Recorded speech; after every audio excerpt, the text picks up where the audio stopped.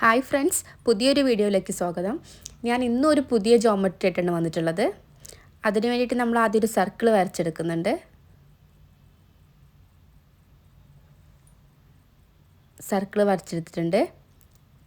ഇനി ഇതാ ഇങ്ങനെ ആ പേപ്പർ കംപ്ലീറ്റ് ആയിട്ട് ഓരോ ലൈൻസ് വരച്ചു കൊടുക്കുന്നുണ്ട്. ആ സ്കെയിലിൻ്റെ സെയിം വിഡ്ത്തിലാണ് ഞാൻ ലൈൻസ് വരച്ചു കൊടുക്കുന്നത്.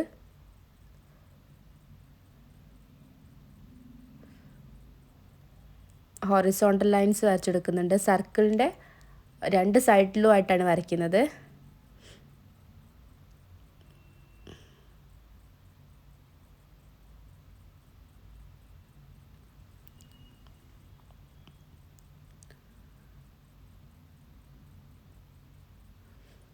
ഇനി വേർട്ടിക്കലായി ഇതേ സെയിം ലൈൻസ് തന്നെ വരയ്ക്കുക, സെയിം വിഡ്ത്തിൽ തന്നെ.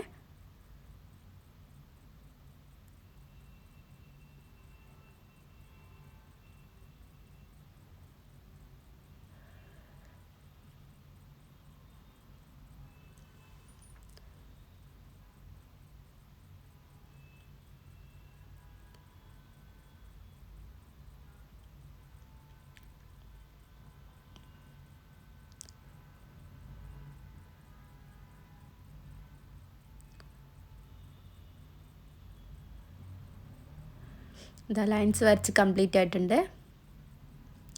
ഇനി സർക്കിളിൻ്റെ സെൻറ്ററിലൂടെ ഒരു ലൈൻ വരച്ചു കൊടുക്കണം.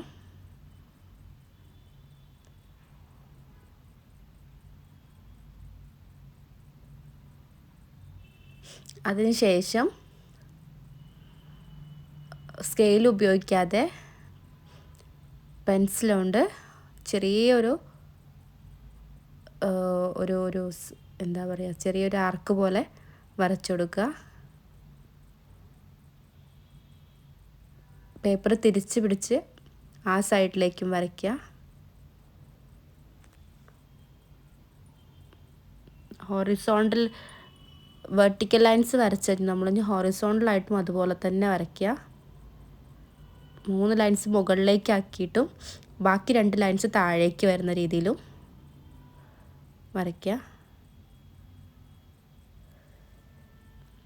ഇനി നമുക്കിത് കളർ ചെയ്തെടുക്കണം. ഇപ്പോൾ ഒരുപാട് സ്ക്വയേഴ്സാണ് ഇതിൽ കിട്ടിയിട്ടുള്ളത്. ആൾട്ടർനേറ്റീവ് ആയിട്ടുള്ള സ്ക്വയേഴ്സിന് നമുക്ക് ബ്ലാക്ക് കളർ ചെയ്തെടുക്കാം.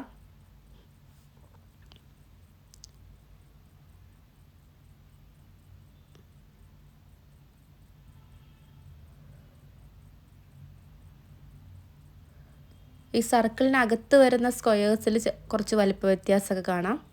അതൊക്കെ അതുപോലെ തന്നെ നമ്മൾ കളർ ചെയ്തെടുക്കുക.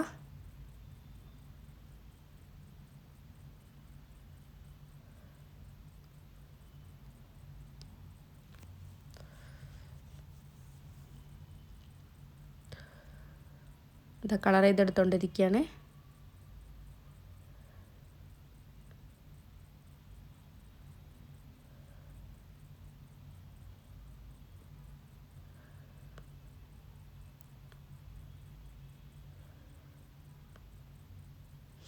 ഒരു 3D ജോമെട്രിയാണ് നമ്മളിതിൽ ഇന്ന് വരച്ചെടുക്കുന്നത്.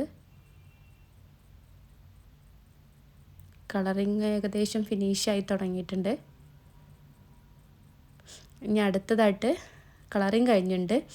നമ്മൾ ആ വരച്ച സർക്കിൾ ഒന്ന് ഷെയ്ഡ് ചെയ്ത് കൊടുക്കുന്നുണ്ട്. പെൻസിൽ ഉപയോഗിച്ചിട്ടൊന്ന് ഷെയ്ഡ് ചെയ്ത് കൊടുക്കുന്നുണ്ട്.